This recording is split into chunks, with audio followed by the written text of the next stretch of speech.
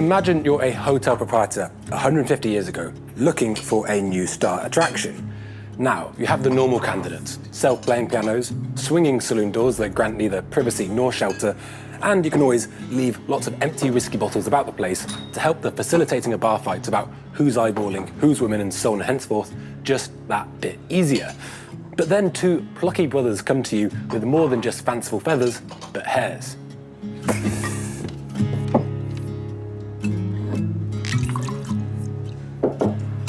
They built on the tail of the horned hare to create the real-world jackalope, grafting the antlers of a deer onto the body of a hare. They then sold one of these mounted jackalope heads to a hotel, and from there on out were running a business based on a hoax. In fact, they sold thousands of these things, leveraging on the appeal of a legend. The reason the myth of the jackalope was so believable is because it combined two things that people were very familiar with. But isn't that how the best tall tales work? And today what we have is still carving the population into believers and non-believers. Today, we have the Jackalope Kanga MX. Oh, God.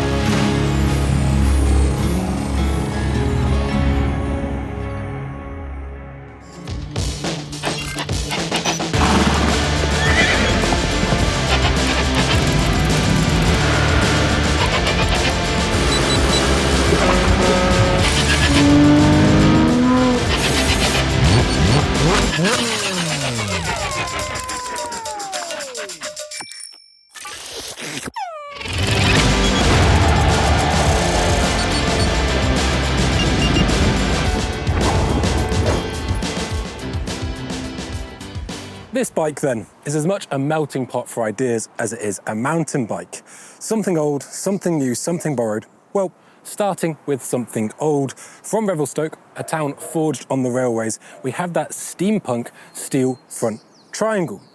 Now, is steel making a comeback for mass-produced bikes? Well, I think that's a load of hot air, frankly. However, for certain boutique manufacturers, it will always remain the material of choice. Steel is a far stronger material than aluminium-based alloys. Now that means two things. Firstly, it can be made with thinner, smaller diameter tubing. I mean, just compare it to the aluminium raw we reviewed last week. Secondly, and subsequently, it has less of a tendency to feel brittle or harsh. When riding a steel bike, it really feels like you're riding a living, breathing thing that damps the trail underneath you.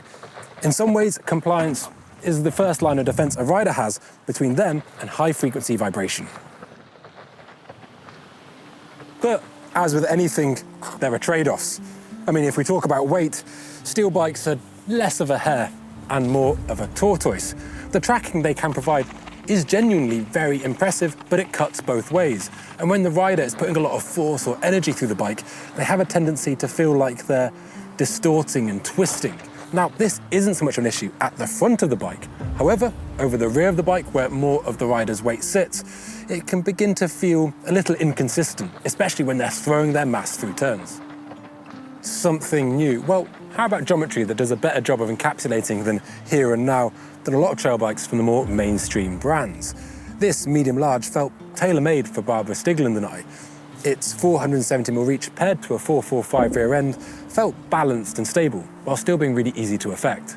Something borrowed. Well, how about that 3VO rear end? Now, this system is something that's available to licensed manufacturers, or available as a kit that you can buy to pair to your own front triangle.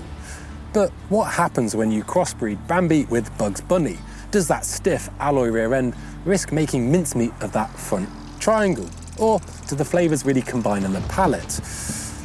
It's hard to say. The ceiling is potentially quite high in terms of reward, but then again, it also risks folding like a deck chair. In some ways, the Kanga is a hard bike to define thanks to its concoction of materials and in-between a travel category, but I'm calling it a true trail bike. But what does our secret sore spot Stig think of it? Well, here at the channel, we want to pass out the needs of the racer compared to the needs of the rider, and I think this might be the first bike that we butt heads, or dare I say, lock horns over. But who are you to believe, the fairy tale loving Luddite or the honed hunter? Ah, he's reached out. Stig thought the Kanga had some really solid executions. He liked the suspension, loved the sizing, and felt it put the rider in a solid, stable position. When it comes to the geometry chart, we're in total agreement. Here in his letter, he says that he feels the flex characteristic is leaning too much towards compliance for his liking. For context, this is somebody who's raced as a fully fledged professional, and I would say a mortal's good days are his bad ones. I think when I nail a corner, it's a once in a blue moon event, but it turns out he rides that corner that way every single lap. But how does this bike ride when it comes to the test track, and does that flex hold it back?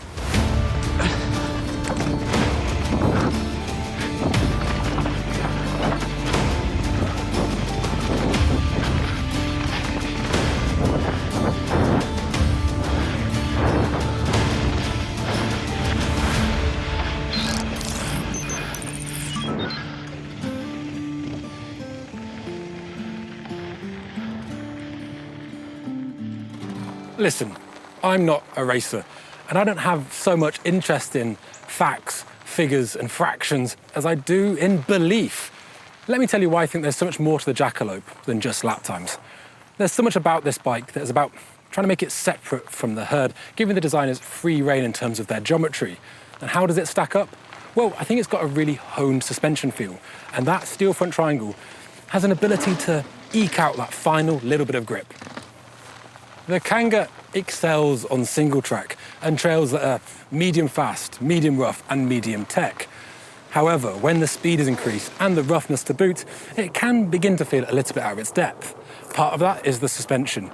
It's a good system, but it can hang up deep in the stroke, and when you're applying the brakes heavily, you do get some feedback through your feet. It's also down to that flex characteristic. Listen, this is a stout feeling frame underneath you. However, if you go over that threshold, as the Stig alluded to, it can feel like you go off a bit of a cliff. How often you go over that threshold is going to come down to your trails and your skill. Frame feel, like the feeling of a brake or an air spring, is all about a combination of modulation, a positive feel, and grip. This bike does have a good flex characteristic, but that is best exposed on true trail biking terrain, the kind of terrain the Fox 36 also absolutely thrives on. At higher speeds, though, the Stig absolutely has a point. When driving the bike really hard, sometimes you can begin to fear that you're going to go straight out the other side. That aside, there are some other points of interest, such as the lack of ISCG tabs on the frame, which could limit your options slightly. Here at QuarterHP, we love chain guides and would happily run a top guide and bash on an aggressive trail bike such as this, should we have the choice. That, a slightly portly build, plus a price tag which is a truth self-evident of how hard it is to make small batch boutique bikes, do count as slight check marks against the Kanga. I tested this bike with both high engagement hubs and E13 Sidekick, and I have to say I much preferred it with the latter. This bike has quite a high value of something called anti-rise, which affects what happens when you get on the brakes. Now, this is typically a value that I really enjoy as it conserves geometry. However, on this bike, a combination of axle path, that high value of anti-rise, and an interference or crosstalk between the drivetrain and suspension mean the performance is a lot better should you be able to separate the two. In fact, the high anti-rise makes it feel very efficient when pedaling, but again, it gives away a little grip, and I preferred it with the drivetrain device. I would give this bike a kickback pedal rating of medium to high. Should you be able to tune it out though, the suspension is nothing short of sublime. Being a servant of suppleness one stroke, always finding a way to give you a bit more traction before being composed and supportive the very next. This feeling throughout the 150mm travel pairs really well with that steel front triangle to make it a true trail ripper. I much preferred this bike with a 160mm travel up front compared to a 170mm fork. It just felt so much more balanced. In fact, I would say the rear suspension feeling of the Kanga is very much in tune with the Fox 36, and I mean that as a compliment to both teams of designers. It not only feels more balanced with a shorter fork, but it plays into the Kanga's attributes of being a composed, comfortable, and fast trail bike.